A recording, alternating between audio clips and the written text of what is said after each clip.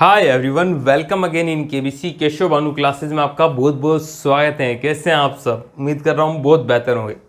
चलो साहब, हम पढ़ रहे थे रीट लेवल फर्स्ट के लिए, है ना, मूल गणितीय संक्रियाएं। सेकंड लास्ट टॉपिक है हमारा। उसके बाद भारतीय मुद्रा पढ़ने के बाद हमारा कंप्लीट कोर्स हो जाएगा। तो मैथ्स का जो भी सिलेबस देखना चाहें, प्लेलिस्ट चाहें, रीट लेवल फर्स्ट मैथ्स नाम से प्लेलिस्ट मिलेंगी, उसे जाके ज़रूर देखें। यूट्यूब पे नहीं, अगर आप ये वीडियो फेसबुक पे दिख रहे हैं तो यूट्यूब पे जाके पहले सर्च कीजिएगा केशव भानु क्लासेस। तो इसमें हमने देखा था यार, रिमाइंडर थ्योरम तक हमने पढ़ा था। देखो, हमने पहले जोड़ बाकी सीखा था। उसमें सीखा था कि हमें समय के बारे में ध्यान रखना है, हमें पैसे के बारे में ध्यान रखना है, मुझे बार वाली संख्याओं का ध्यान रखना है। फिर हमने गुणा पढ़ा था। गुणा में हमने देखा था भाज्य गुणनखंड को थोड़ा सा टच किया था, वैसे डिटेल में हम ऑलरेडी पढ़ चुके हैं। भाग देखा था। भाग में हमने भाज्य, भाजक और शेषफल इसमें देखा था। फिर हमने शेषफल थ्योरम देखी थी, शेषफल निकालते कैसे हैं, साइकिल वाला जो ऑर्डर होता है वो देखा था। आज हम पढ़ेंगे भाजकता के नियम। भाजकता के नियम, हेडिंग डालिए, भाजकता के नियम,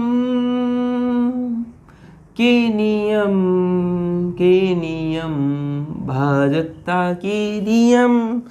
कोई दी गई संख्या 7 से विभाजित है, कोई दी गई संख्या 5 से विभाजित है, पता कैसे करें, है ना।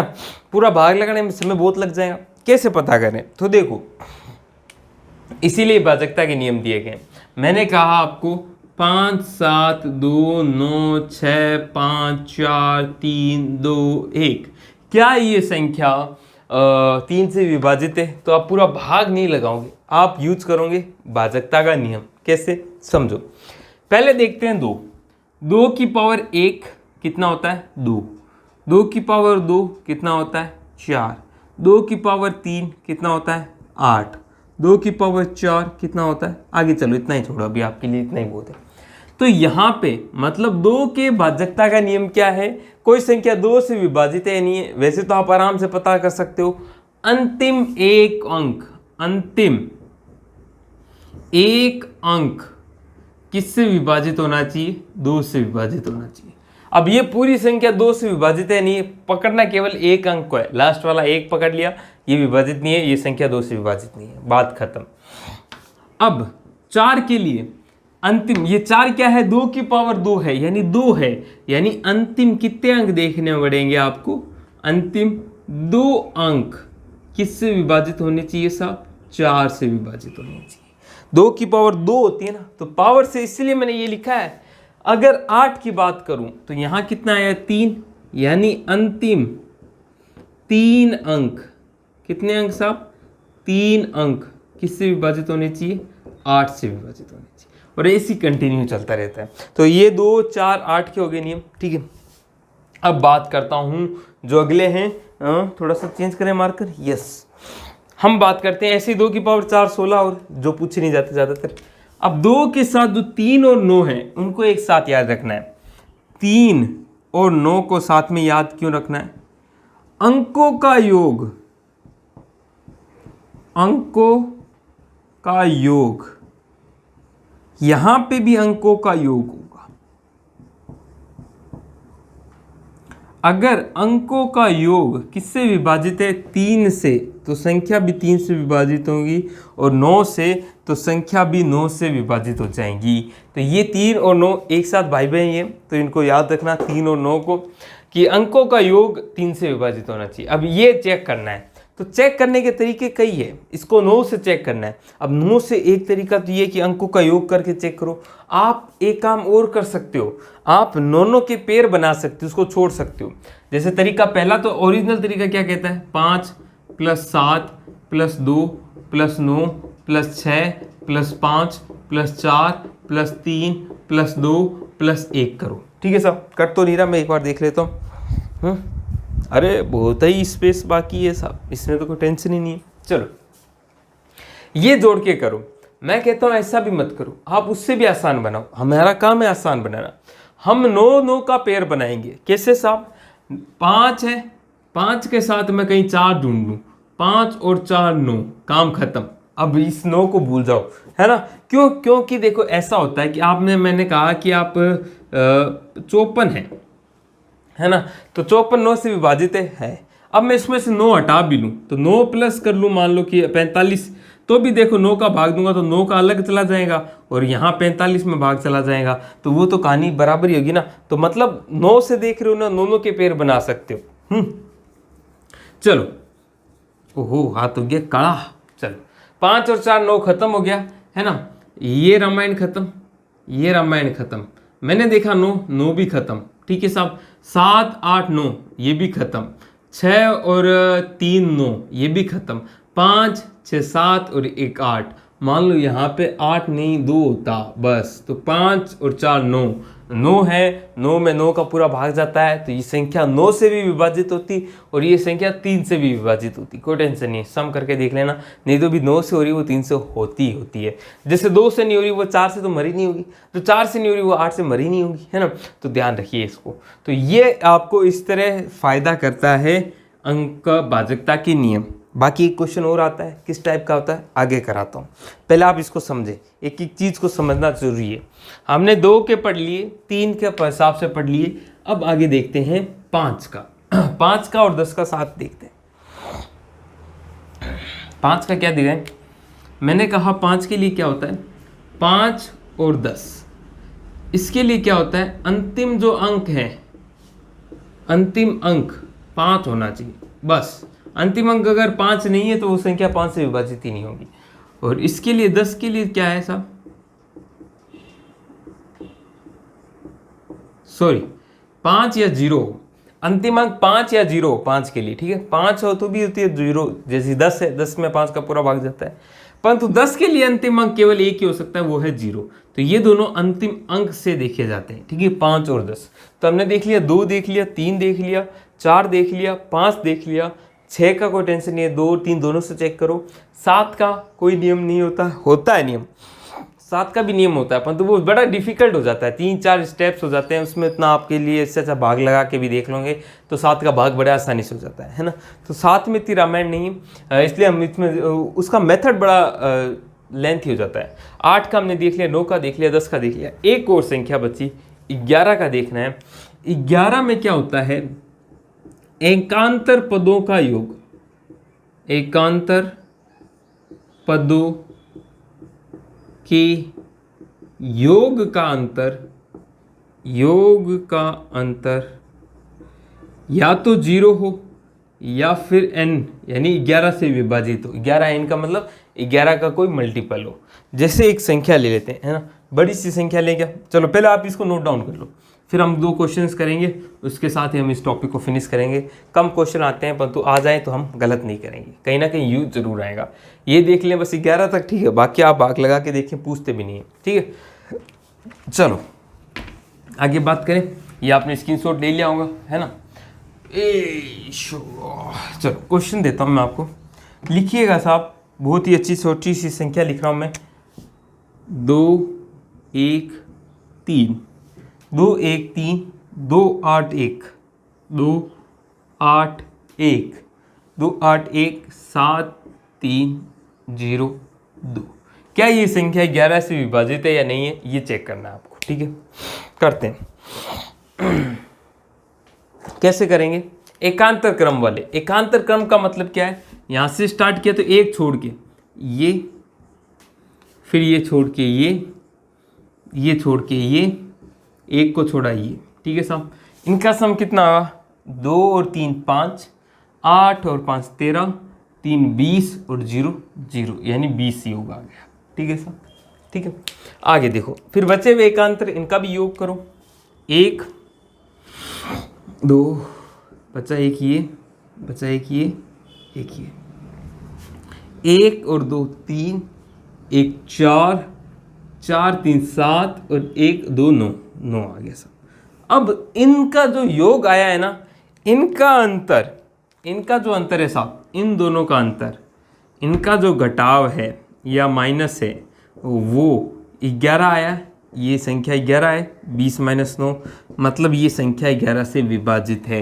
अब यहाँ 11 का भाग लगाते रामायण हो जाती ना, है ना, इसलिए 11 से विभाजित है। क्यों? क्योंकि इसका जो आया है, ये जो घटाव करने पे आया है वो 11 से डिविजिबल है। ये चाहे 11 हो या 0 हो या 22 हो या 33 हो, कुछ भी हो, मतलब 11 से पूर्णतः विभाजित हो जाना चाहिए या फिर 0 आ जाना चाहिए, तो संख्या 11 से विभाजित हो जाती है। इस तरह का आपको 11 का नियम ध्यान रखना है। चलिए आगे, एक क्वेश्चन दे रहा हूँ जो सो आपको करना है। पहले आपको वीडियो पॉज करके खुद, फिर उसके बाद सॉल्यूशन देख लेना, ठीक है साहब? पहले खुद किया करो। क्वेश्चन लिखो, 39 49 7, 39 49 7 में कितना कम से कम क्या जोड़ा जाए कि संख्या 3 से पूर्णतः विभाजित हो जाए? 3 से पूर्णतः विभाजित हो जाए, इसमें कम से कम क्या जोड़ा जाए? प्लस क्या जोड़ूं कि 3 से विभाजित हो जाए? ठीक है सर, तो मेरा माइंड कहता है ये 3 से विभाजित होनी चाहिए, तो इसका सम कितना होना चाहिए? 3 से विभाजित होना चाहिए। संख्या है 3 9 4 9 7, मुझे दिखता है 3 है, 3 तो रामायण ही खत्म करो, 3 है, 9 रामायण खत्म, क्योंकि ये 3 से विभाजित है। फिर मैं इधर देखता हूँ 9 है, रामायण खत्म। 7 और 4 11, 7 और 4 11, 7 और 4 11 आ गया, है ना?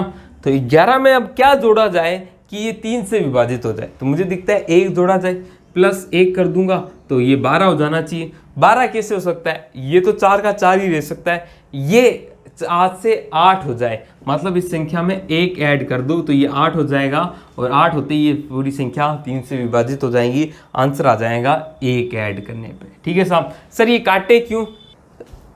कोई नहीं, कांटे क्यों? कांटे कांटे कांटे नहीं, कांटे नहीं कांटे, फूल और कांटे ना, ये कांटे इसलिए गए हैं क्योंकि ये 3 से विभाजित है, तो इसको लेंथ ही लेना चलना नहीं है। ऐड करके भी आप करोगे तो भी आंसर वही आने वाला है ना सब, तो आपकी मर्जी। जैसे हमने 9 में देखा था ना, काट सकते हैं, वैसे काट सकते हैं हम। 9 में 9 भी काट सकते हैं, 18 का योग बन रहा है उसको भी काट सकते हैं, ऐसे 3 में 3 भी काट सकते हैं, 9 भी काट सकते हैं। ठीक है साहब, ये कहानी आपके लिए महत्वपूर्ण है। तो ये आपके भाजकता के नियम हो गए, आई होप समझ में आ गए होंगे आपको। अब चलते हैं बोर्ड मास की तरफ, जिसके लिए आप तड़प रहे होंगे ना।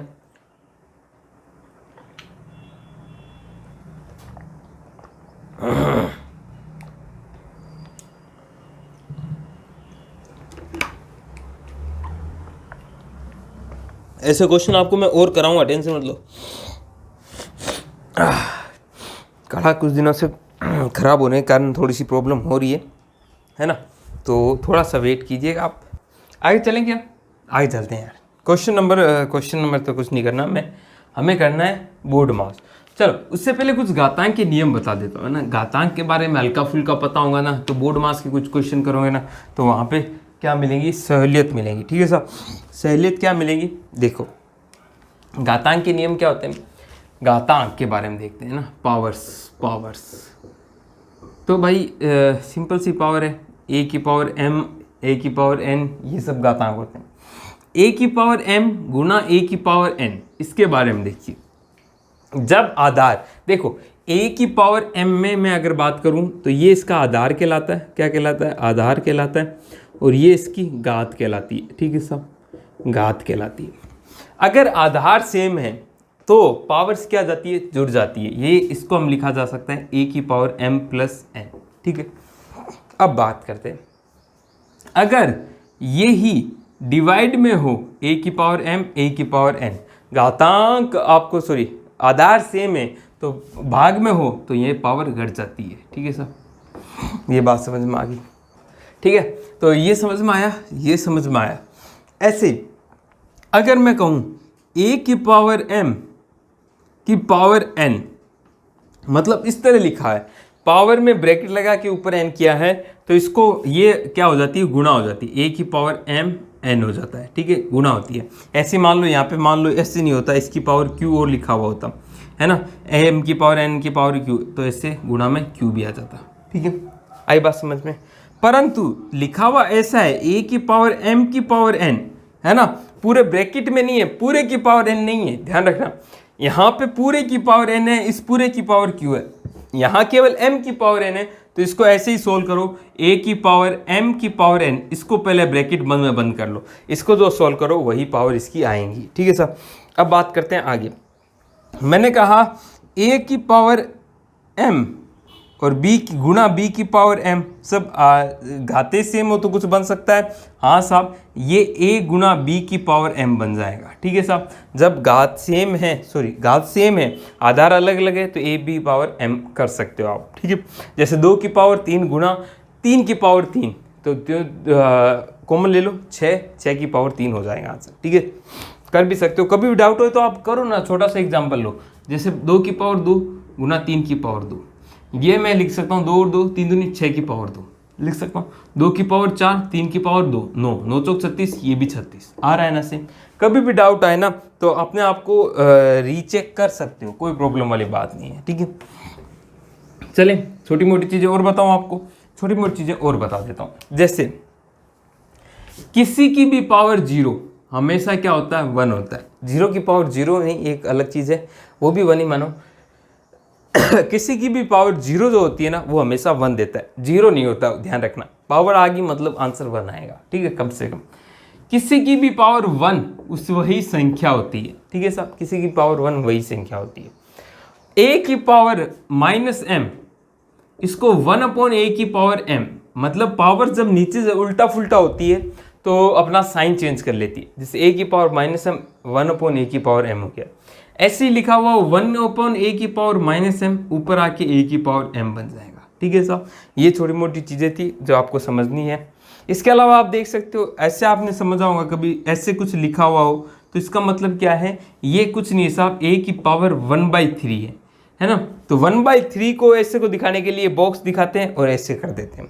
जनरली रूट वाले में नहीं दिखाते, जैसे √2 है तो ये 2 की पावर 1/2 है, अंडरस्टूड है, परंतु ऐसे लिखा हुआ हो तो इसका मतलब है 2 की पावर 1/3 है। ठीक है साहब, इसको इस तरह लिखा जाता है। ये कुछ पावर्स के बारे में रिलेटेड चीज़ें थी जो आपको पता होनी चाहिए।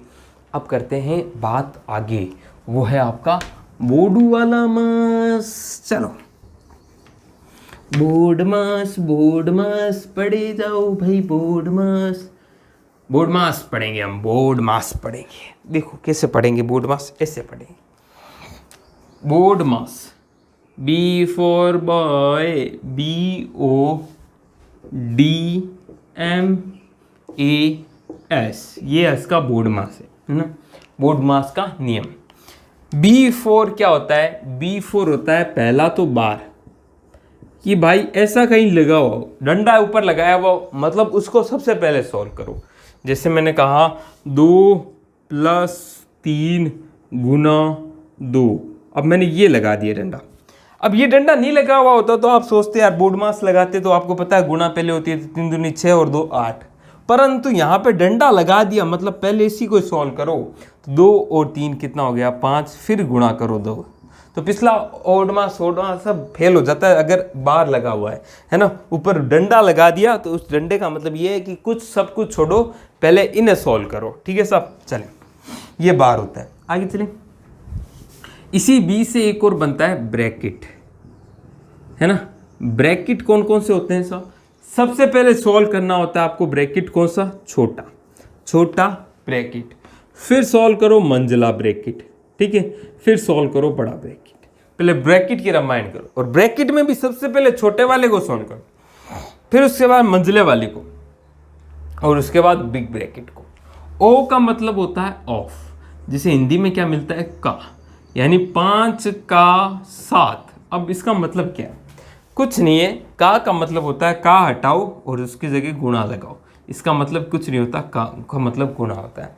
बट ये वाली गुणा डिवीजन से भी पहले सॉल्व होती है, मतलब उसकी जगह गुणा लगाओ आप, है ना, गुणा लगाओ, उसको सॉल्व करो, गुणा करो। ठीक है, चलो, तो ऑफ हो गया।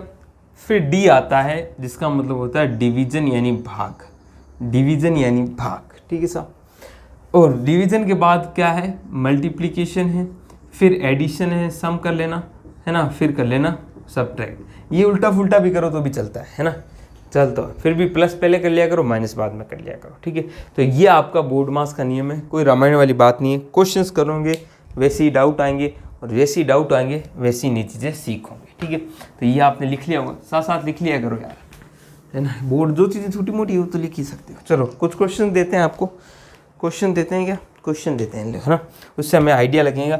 आपके रीट में पूछे गए क्वेश्चंस भी हैं और कुछ अलग क्वेश्चन भी हैं। देखो 4 - 2 - 9 की पावर 0 प्लस 3 स्क्वायर भाग 1 प्लस 3। आप सॉल्व कर लीजिएगा, जब तक मैं आपको लिख रहा हूँ तब तक आप सॉल्व भी कर सकते हैं। 256 की पावर ये वो आपके रीट में पूछे गए दोनों क्वेश्चन है, ठीक है। 16 की पावर 0.18, ठीक है। और कहीं गलती देखते हैं।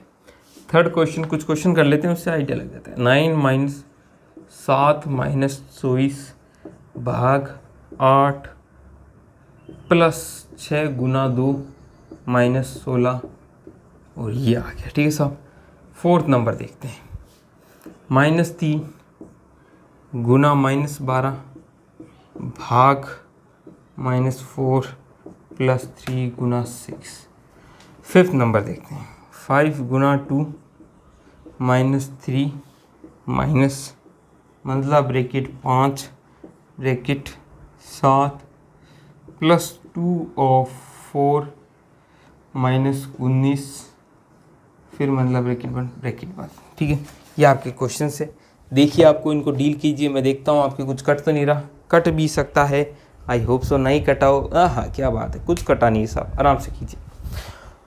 तो फटाफट पहला क्वेश्चन करता हूँ। पहला क्वेश्चन क्या है, 4 - 2 - 9 की पावर 0 प्लस 3 का स्क्वायर प्लस भाग देना है 1 का प्लस 3। मुझे बोर्ड मास कहता है सबसे पहले ब्रैकेट देखो साहब, है ना, ब्रैकेट दिख रहा है, बाहर तो कहीं नहीं दिख रहा, ब्रैकेट को सॉल्व करो।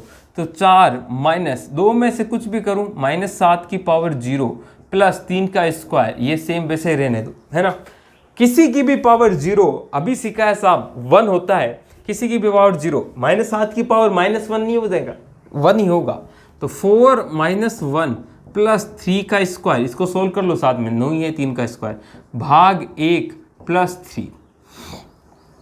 अब कहता है भाग। अब देखो भाग को हमेशा सोल्व क्या करो, गुणा बना के करो। क्यों साहब, यहाँ तो आसान है परंतु कभी कभी गलती हो जाएगी। इसको लिख दो 1/1, भाग है, मुझे 5 का भाग देना है ना, तो मैं इसको ऐसे लिख दूंगा गुणा 1/5। बहुत चीज़ें आसान हो जाएंगी, ध्यान रखना इस चीज़ का, बहुत ही महत्वपूर्ण चीज़ बता रहा हूँ मैं। आगे कहीं ना कहीं गलती कर देते हैं इस भाग में, है ना।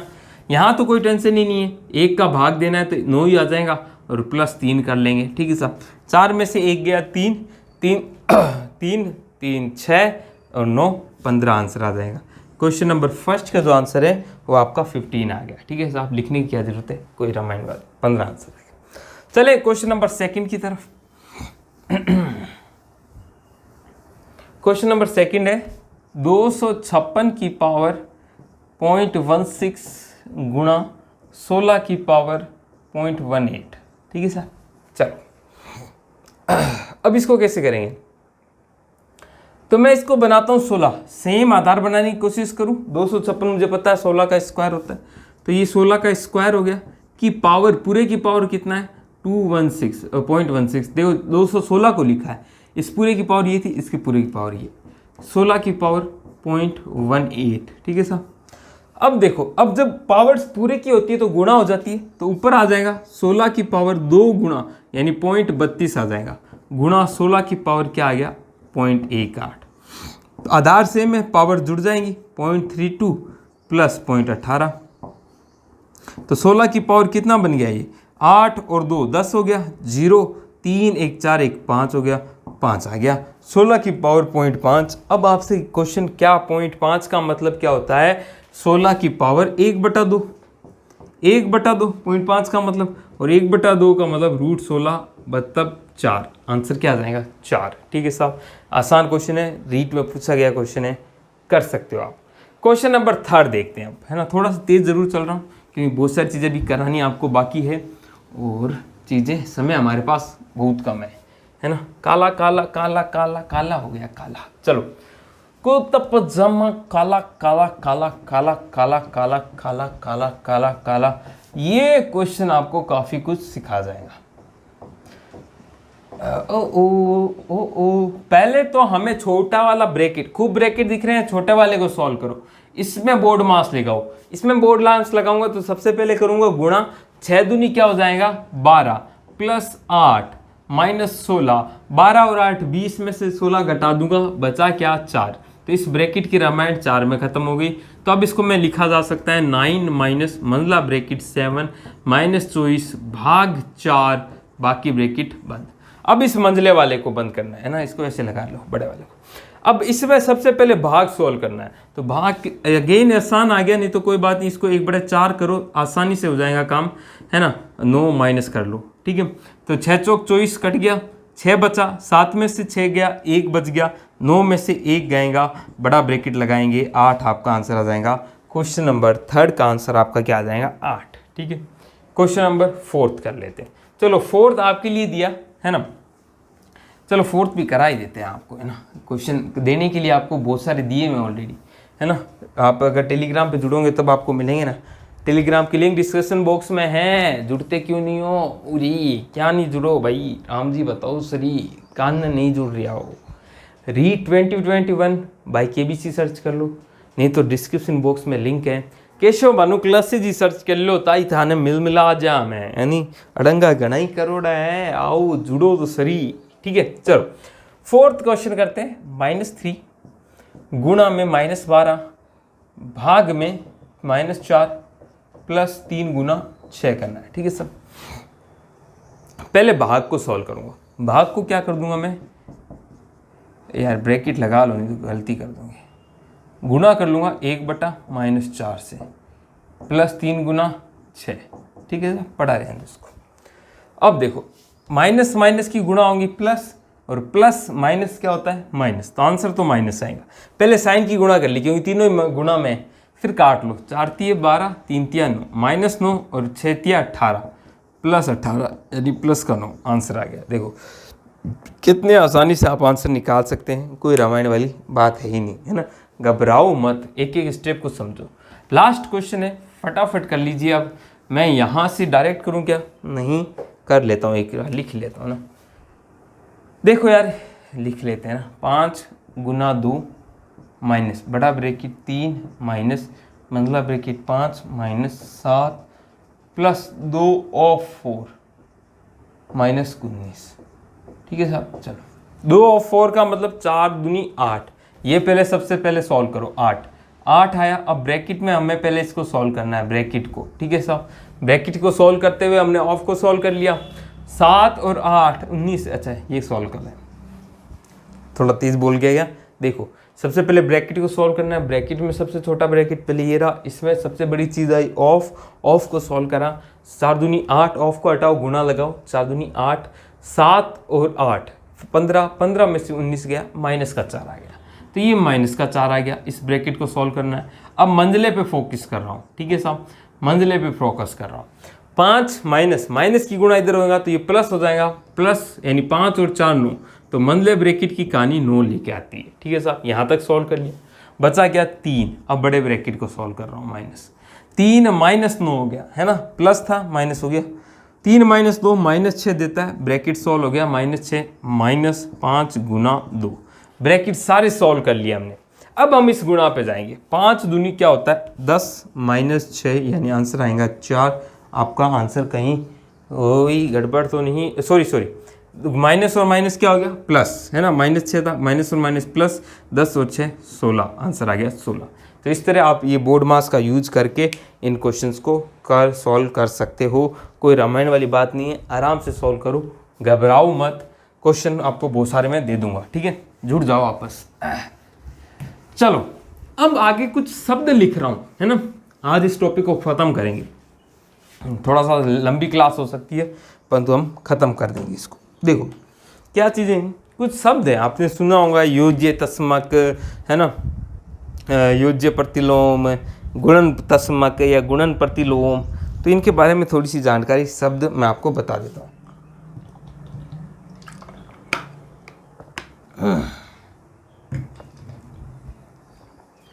पहला शब्द आता है योज्य प्रतिलोम। योज्य प्रतिलोम मतलब क्या है, वह संख्या का माइनस। यदि a का योज्य प्रतिलोम निकालूंगा तो माइनस ही आएगा, बस इतना ध्यान रखना। मैंने कहा 3 का योज्य प्रतिलोम निकालो, आंसर दे देना -3। मैंने कहा 1/4 का निकालो, आंसर दे देना -1/4। या ये कह दूं संख्या और उसके योज्य प्रतिलोम का योग कितना होगा, 0 होगा। यही तो कहानी होगी। दोनों को जोड़ूंगा, एक प्लस का एक माइनस का, दोनों कट जाएंगे, आंसर क्या देंगे, 0। ये होता है योज्य प्रतिलोम। दूसरा योज्य से है योज्य तत्समक। योज्य तत्समक जो भी है, थोड़ा सा देख लेना, समक हिंदी मेरी थोड़ी सी तत्समक है, तत्समक है या तत्समक है, जो भी है वो देख लेना आप, ठीक है। ये क्या है भाई, ऐसी संख्या जोड़ो कि वही संख्या आ जाए। तत्समक का मतलब वही डिट्टो वही, यानी ऐसी संख्या क्या जोड़ी जाए कि वही संख्या आ जाए। तो आपको पता है 0 जोड़ दो तो कोई फर्क नहीं पड़ता। तो योज्य तत्समक का मतलब क्या होता है, उस संख्या में योज्य तत्समक किसे कहते हैं, 0 को कहते हैं। योज्य तत्समक को किसे कहते हैं, 0 को कहते हैं, ठीक है। तीसरा अब आता है गुणन तत्समक।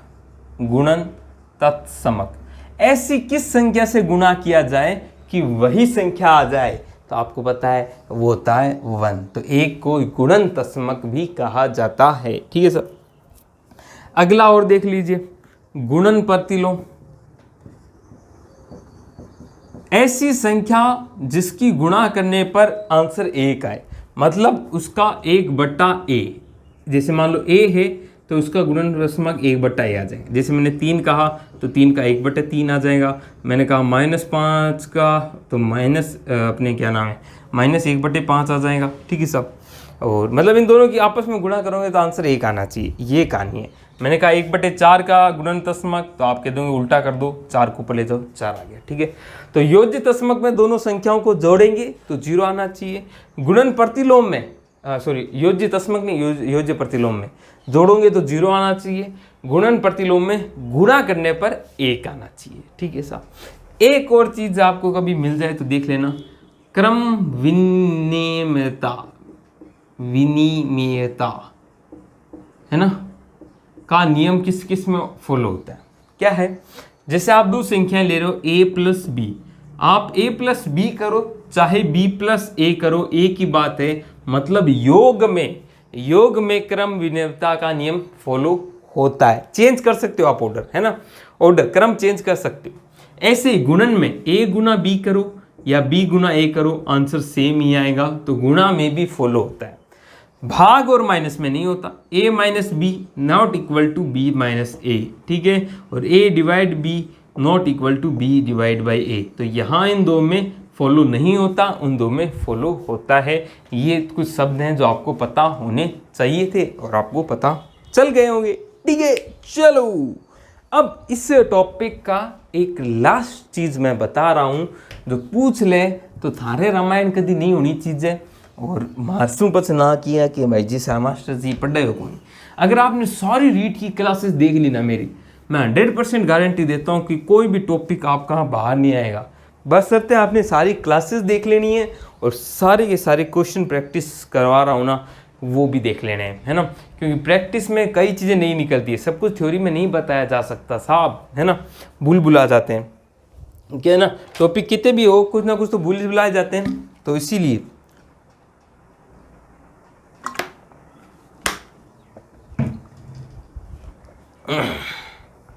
चलो कुछ फॉर्मूले और हैं, याद कर लो।